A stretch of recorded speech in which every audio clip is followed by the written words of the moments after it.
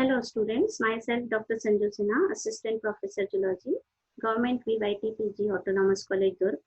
आज का हमारा लेक्चर होगा ग्राफिकल प्रेजेंटेशन ऑफ डेटा पर, जो कि एमएससी थर्ड सेमेस्टर पेपर 2 के यूनिट 1 का पार्ट है।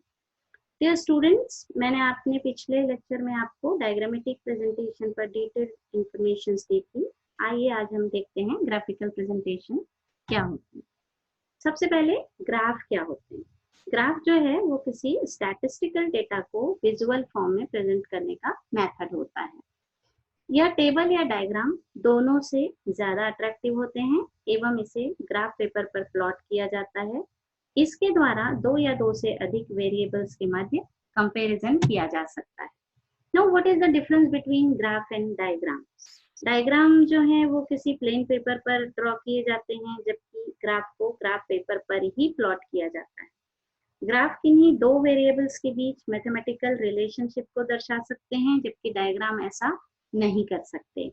ग्राफ का उपयोग वैल्यूज के मीडियन, मोड आदि ज्ञात करने के लिए किया जा सकता है, जबकि डायग्राम से ऐसा कर पाना संभव नहीं होता। ग्राफ बनाने के कुछ जनरल रूल्स होते हैं, जैसे इसका एक सुटेबल टाइटल होना चाहिए, मेजरमेंट यूनिट होना चाहिए जिसको हर हाल में मेंशन करना आवश्यक होता है। एक प्रॉपर स्केलिंग होती है कि ग्राफ पेपर के एक सेगमेंट की वैल्यू हम कितनी रख रहे हैं। एक अप्रोप्रिएट इंडेक्स होता है, जिससे इंडेक्स होता है जो कलर, डिजाइन, लाइन या शेड्स के द्वारा दर्शाए जाने चाहिए। ग्राफ के नीचे डेटा का सोर्स अवश्य मेंशन होना चाहिए। ग्राफ को हमेशा बहुत सिंपल होना चाहिए, जिसमें correct font size, letter, colour etcetera इस प्रकार होना चाहिए जिससे उसके इंफॉर्मेशन को देखकर ही समझा जा सके।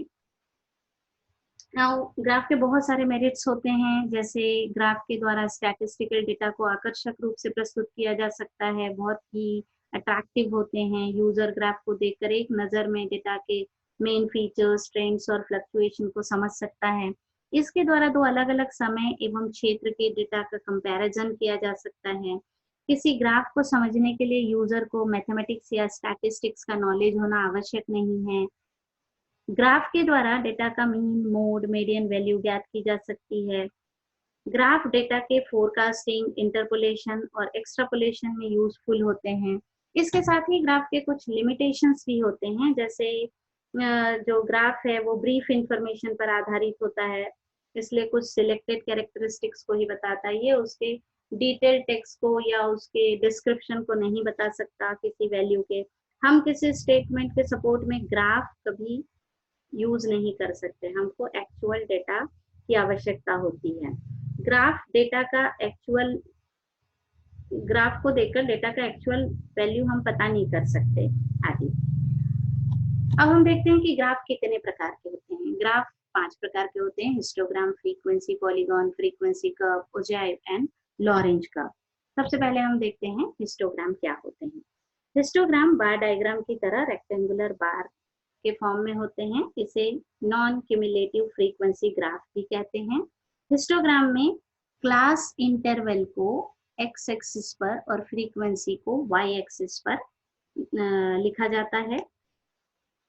हिस्टोग्राम का जो टोटल एरिया है ये इसके फ्रीक्वेंसी के प्रोपोर्शनल होता है, मतलब इसमें हाइट और विड्थ दोनों इंपॉर्टेंट होते हैं।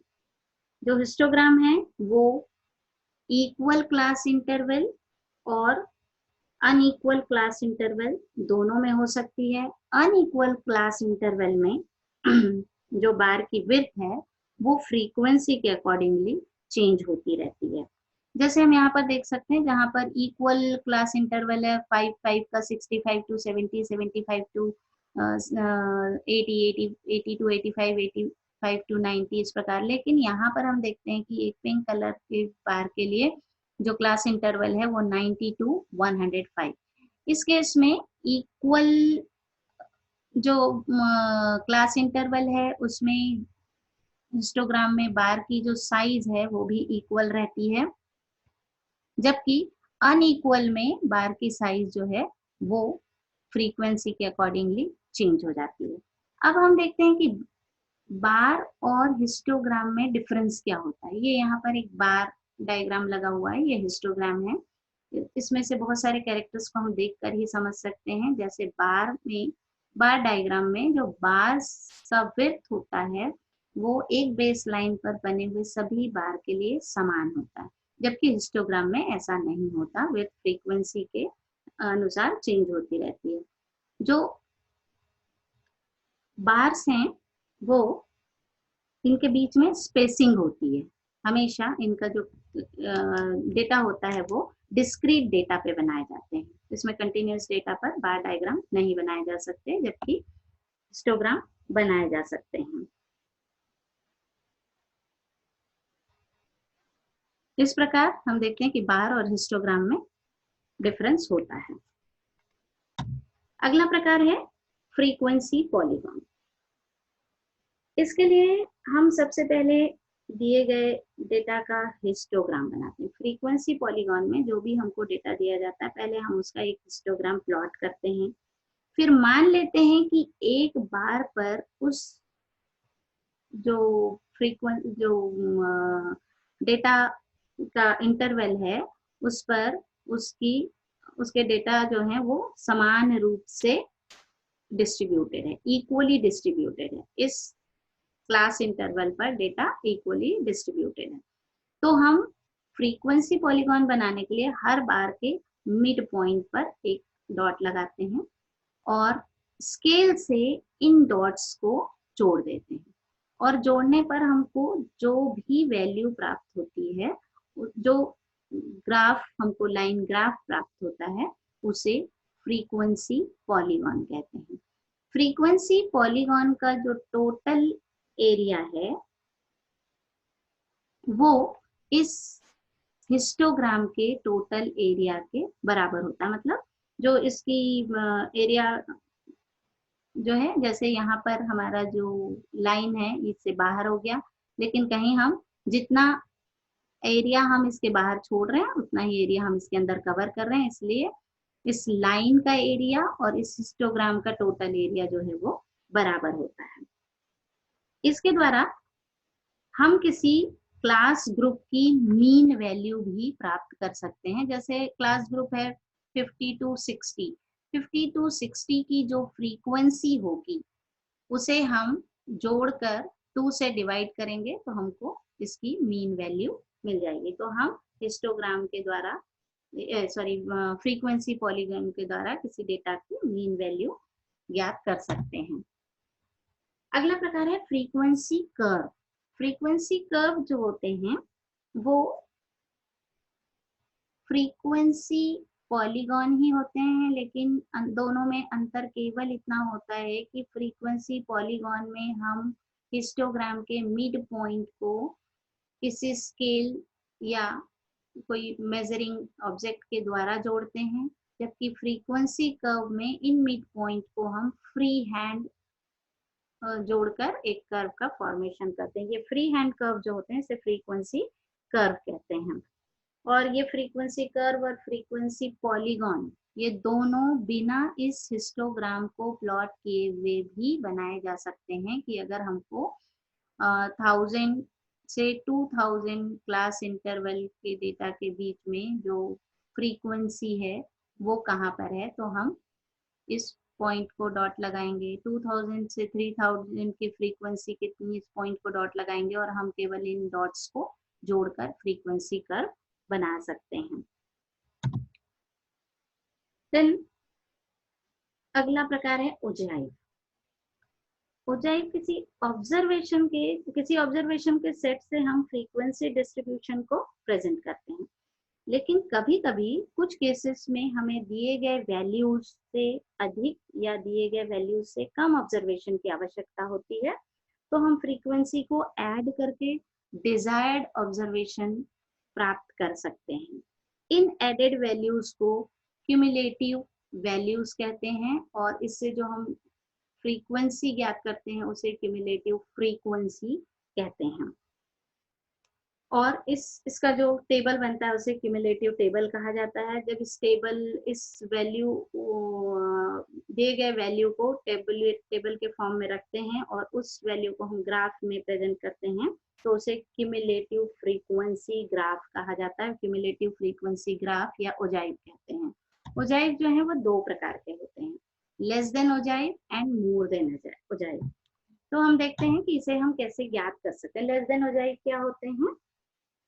लेस देन ओजाइव में क्लासेस के जो डेटा है, डेटा क्लासेस के अपर लिमिट से स्टार्ट करते हैं कैलकुलेशन और प्रत्येक क्लास की फ्रीक्वेंसी में उसके पहले के क्लास की फ्रीक्वेंसी को जोड़ते जाते हैं। फिर जो वैल्यूज प्राप्त होती है उसको ग्राफ पर प्लॉट करके कर्व बनाते हैं। जो लेस देन ओजाइव का कर्व होता है वो हमेशा राइजिंग कर्व होता है, जबकि मोर देन ओजाइव में क्या करते हैं, हम हमेशा लोअर लिमिट से स्टार्ट करते हैं और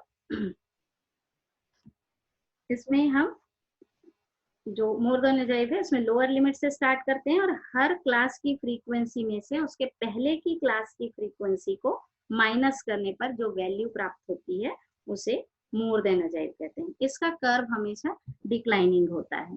जैसे कि इस एग्जांपल में हम देख सकते हैं, यहाँ पर हमको एक एग्जांपल दिया गया है जिसमें क्लास इंटरवल 20 to 30, उसकी फ्रीक्वेंसी है 4, 30 to 40 की फ्रीक्वेंसी 6, 40 to 5 13, 40 to 50 13, 50 to 60 25, इस प्रकार हमको 100 तक 90 to 103। अब हमको एक टेबल बनाना है जिसमें हमने पहले क्लास लिमिट लिखा, ये हमारा क्लास इंटरवल रेंज था, हमने क्लास लिमिट लिखी 20 to 30, तो हमने 20 30 40 50 60 20 to 100 एक क्लास लिमिट बना ली। हम लेस देन ओजाइव में क्या करते हैं, जैसा कि मैंने बताया, लेस देन ओजाइव में हम क्लासेस के अपर लिमिट से स्टार्ट करते हैं।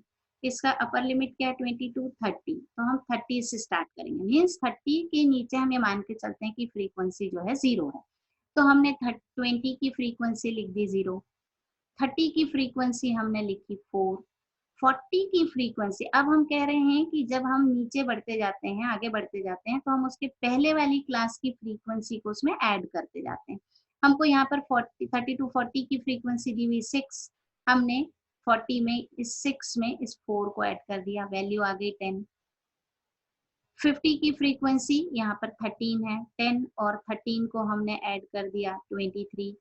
60 की वैल्यू है 25, 25 में इस 23 को ऐड कर दिया तो 60 की वैल्यू आ गई 48। इसी प्रकार 70 की वैल्यू इसमें 32, तो 48 में हमने 32 ऐड कर दिया, 70 की वैल्यू हो गई 80।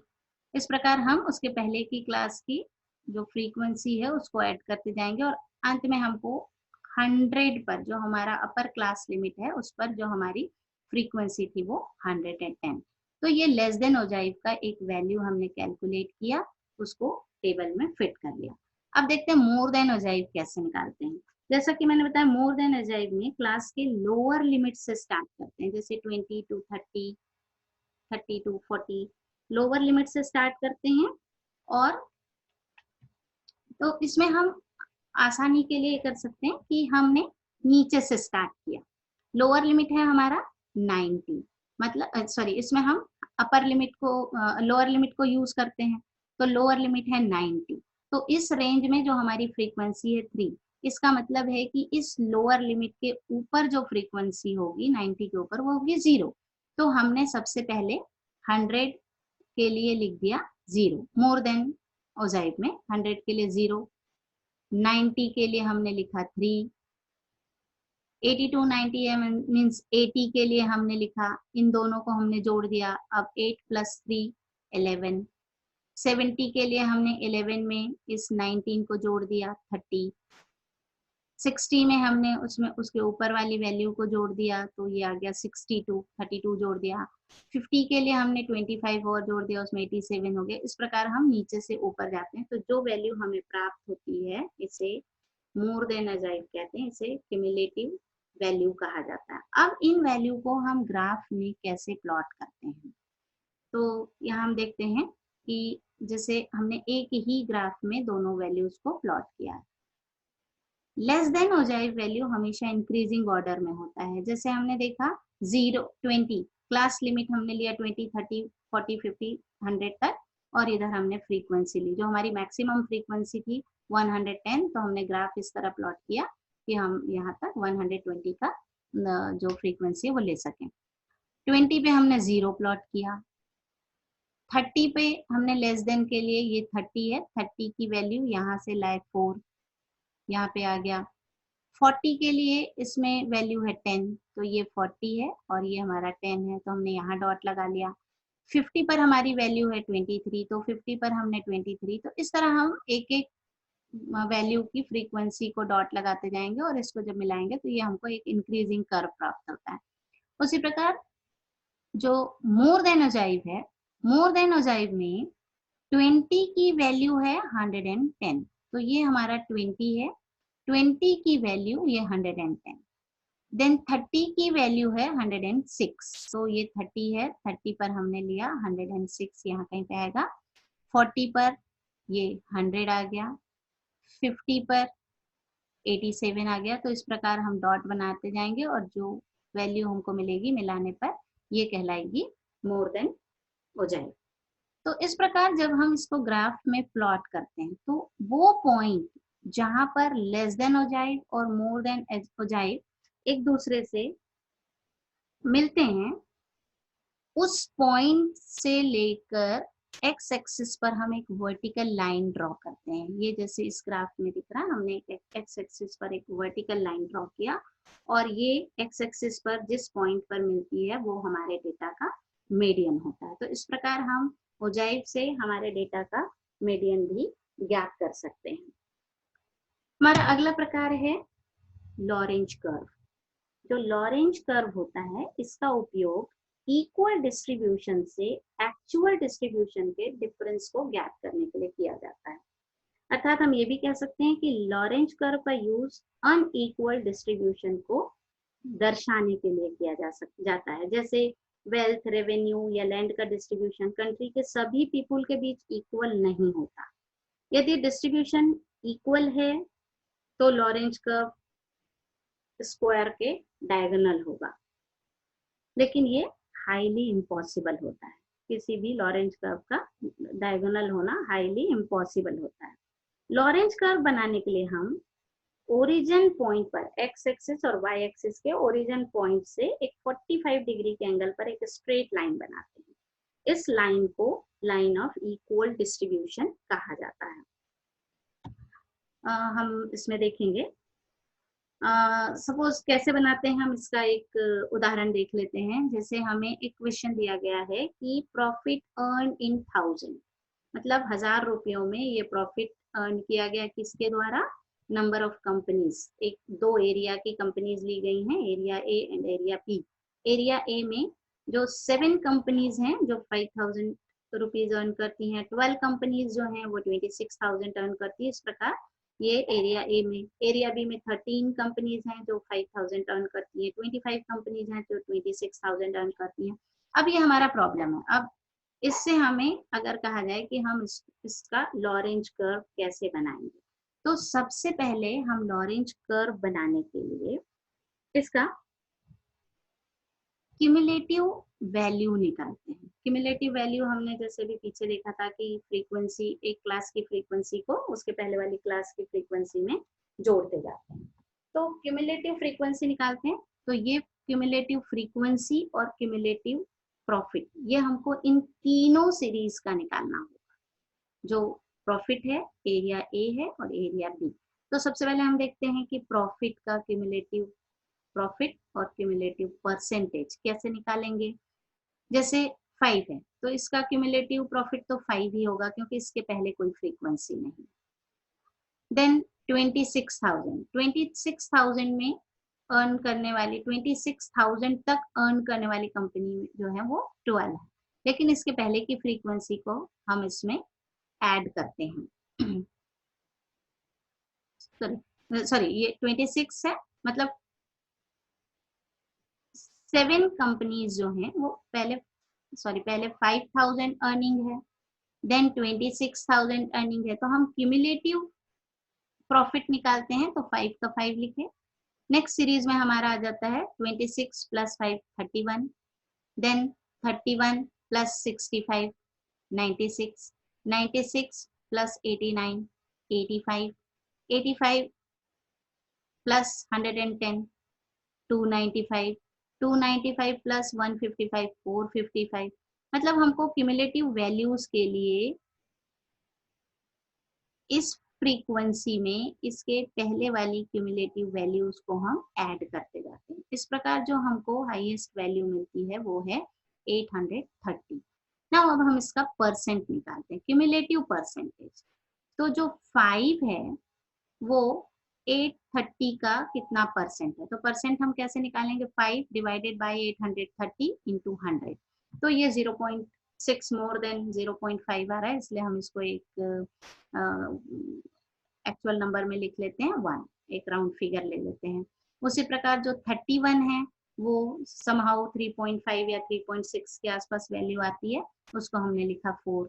96 divided by 830 into 100 is equal to 12%। तो हम ये इसका इस प्रकार पूरी वैल्यू का क्यूमुलेटिव परसेंट निकाल लेते हैं। वैसे हम 830 डिवाइडेड बाय 830 इंटू 100, तो ये 100%। हम हमेशा देखेंगे हमारा डेटा सही है कि नहीं। तो जब हम क्यूमुलेटिव परसेंट निकालते हैं तो ये जो लास्ट में है वो हमारा 100%, जो हमारे हाईएस्ट फिगर क्यूमुलेटिव वैल्यू है उसके लिए हाई जो परसेंट है वो 100% आना चाहिए। ये हमने प्रॉफिट का क्यूमुलेटिव प्रॉफिट और क्यूमुलेटिव परसेंटेज निकाल लिया। फिर हम एरिया 1 की कंपनीज का और एरिया 2 की कंपनीज का निकालते हैं। जैसे हम यहाँ देख रहे हैं कि ये नंबर है 7, कंपनी का नंबर 7 है। इसका दूसरा जो 26,000 प्रॉफिट वाली कंपनी का नंबर है 12। तो 26 तक कितनी कंपनीज हो जाएंगी, 12 plus 7 19, then next 14 plus 19 33, 28 plus 33 61, then 33 plus 61 94, then 25 plus 94 119। तो इस प्रकार हम इस एक फ्रीक्वेंसी में उसकी पहले क्लास की फ्रीक्वेंसी को ऐड करते जाते हैं और जो हमको जो हाईएस्ट वैल्यू मिलती है वो है 145। इस क्यूमुलेटिव नंबर का अब हम क्यूमुलेटिव परसेंटेज निकालते हैं। तो 7 डिवाइडेड बाय 145 इंटू 100, ये लगभग 5% आता है। 19 divided by 145 into 100 13%, 33 divided by 145 into 100 23%, 64 divided by 145 into 100 is equal to 42%। तो इस प्रकार हमने परसेंट निकाला लास्ट में 145 into 145 divided by 145 into 100 is equal to 100। तो ये क्यूमुलेटिव परसेंट हो गए। इसी प्रकार हमने एरिया बी के भी क्यूमुलेटिव नंबर और क्यूमुलेटिव परसेंट ज्ञात कर लिया। अब इसको हम ग्राफ में किस प्रकार प्लॉट करते हैं। तो हमने सबसे पहले क्या किया, ये पीछे स्लाइड का टेबल है जो मैंने यहाँ समझने में आसानी हो इसलिए लगाया है। ये जो है हमने एक्स एक्सिस और वाई एक्सिस, एक्स एक्सिस पे क्यूमुलेटिव परसेंटेज ऑफ कंपनी लिया और वाई एक्सिस पर क्यूमुलेटिव परसेंटेज ऑफ प्रॉफिट लिया। अब हम क्या करते हैं, जहां पर ओरिजिन पॉइंट है एक्स एक्सिस और वाई एक्सिस का 0 से लेकर 45 डिग्री पर एक स्ट्रेट लाइन खींचते हैं। इस रेक्टेंगल के कॉर्नर से एक लाइन खींचते हैं। इस लाइन को हम कहते हैं लाइन ऑफ इक्वल डिस्ट्रीब्यूशन। इसमें ध्यान देने की बात होती है कि ये जो लाइन ऑफ इक्वल डिस्ट्रीब्यूशन है, कभी भी जो हमारा डेटा है जब हम डिस्ट्रीब्यूशन ज्ञात करते हैं तो कभी भी हमारा डेटा इस लाइन ऑफ इक्वल डिस्ट्रीब्यूशन को पार नहीं करता, वो हमेशा इसके नीचे रहता है। अब हमने एरिया ए का जो क्यूमुलेटिव परसेंट है वो निकाला। एरिया ए का क्यूमुलेटिव परसेंट है 6 पर जो इसका प्रॉफिट है 5, ये हमने लिया 6 और इसकी वैल्यू यहाँ थी 5 एरिया ए। देन 17 पर इसकी वैल्यू है 4, ये नियर अबाउट 17 इसकी वैल्यू 4। उसके बाद है 35 पर लिया 96, सॉरी 35 पर 12। ये हम केवल क्यूमुलेटिव परसेंट, तीनों के क्यूमुलेटिव परसेंट को ही लेंगे। तो ये एरिया बी का है, सॉरी हाँ। तो 17 पर 4 एरिया बी ये है 17 पर इसकी वैल्यू है 4, 35 पर इसकी वैल्यू है, यहाँ पे कहीं 35 आएगा, एरिया बी इसकी वैल्यू है 35 पर 12, तो ये 12। तो इस प्रकार हम एरिया बी का एक ग्राफ प्लॉट कर लिए, एरिया ए का एक ग्राफ प्लॉट कर लिए और इन दोनों को मिला देते हैं। अब इसमें खास ध्यान देने वाली बात यह है कि हमारा जो प्लॉटेड कर्व होगा वो लाइन ऑफ इक्वल डिस्ट्रीब्यूशन से जितना अधिक होगा, इसका मतलब है कि हमारा जो वैल्यू या डेटा है वो उतना ही उसका अनइक्वल डिस्ट्रीब्यूशन है। हमारा curve line of equal distribution के जितना पास होगा, मतलब जो डिस्ट्रीब्यूशन है उतना अधिक इक्वल होगा, तो हम इसके द्वारा अनइक्वल डिस्ट्रीब्यूशन को ज्ञात कर सकते हैं। इसके अतिरिक्त जो ग्राफिकल प्रेजेंटेशन में कुछ और टाइप के भी ग्राफ्स होते हैं, जैसे टाइम सीरीज ग्राफ या arithmetic graphs, arithmetic line graphs कहा जाता है इनको। टाइम सीरीज ग्राफ में की खासियत होती है कि इसका जो एक्स एक्सिस है उस पर हम टाइम रिलेटेड वैल्यू, जैसे ईयर है, मंथ है, डेज हैं, वीक्स हैं, या इसी प्रकार के जो टाइम रिलेटेड वैल्यू होती है उसको रखते हैं, इसे टाइम सीरीज ग्राफ कहा जाता है। जब हम ग्राफ फॉर्म करते हैं तो हमको ये दो words false base line and king line के बारे में जानना बहुत आवश्यक होता है। तो फॉल्स बेस लाइन क्या होते हैं? अगर हम कोई ग्राफ प्लॉट कर रहे हैं और जो हमारा मिनिमम डेटा है वो 0 से बहुत ज्यादा, जब हम एक्स वाई एक्सिस और एक्स एक्सिस बनाते हैं तो जो इनिशियल पॉइंट होता है, ओरिजिन पॉइंट, वो 0 पे होता है।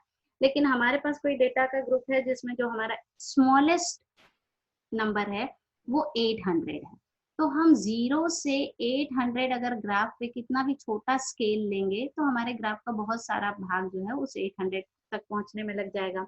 उस स्थिति में हम क्या करते हैं, 0 के थोड़े ऊपर जाकर एक ब्रोकन लाइन बना देते हैं और हम ये शो कर देते हैं कि यहाँ से यहाँ तक 800 हो गया, और उसके ऊपर हम अपने वैल्यूज को रखना शुरू करते हैं, जिससे हमारे ग्राफ पेपर का बहुत सारा भाग बच जाता है। इस ब्रोकन लाइन को फॉल्स बेस लाइन कहा जाता है।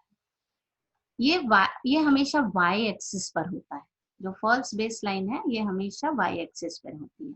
और जब इसी प्रकार स्मॉलेस्ट डेटा जो है एक्स एक्सिस की बहुत बड़ी हो तो हम एक्स एक्सिस पर इस प्रकार एक कर्व्ड लाइन बना देते हैं, 0 के बाद एक कर्व्ड लाइन बनाकर वहां से अपने डेटा को रखना शुरू करते हैं। तो इस कर्व्ड लाइन को किंग लाइन कहा जाता है। तो फॉल्स बेस लाइन हमेशा वाई एक्सिस पे बनता है और किंग लाइन जो है वो हमेशा एक्स एक्सिस पर बनाए जाते हैं।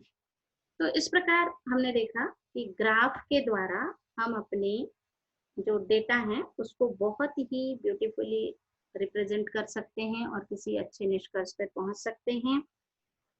इस प्रेजेंटेशन को बनाने के लिए जो टेक्स्ट मटेरियल्स हैं वो fundamentals of biostatistics by Khan and Khanam, biostatistics by P Ramakrishnan से लिए गए हैं। कुछ चार्ट्स और जो फिगर्स हैं वो इंटरनेट के डिफरेंट वेबसाइट से लिए गए हैं। Thank you.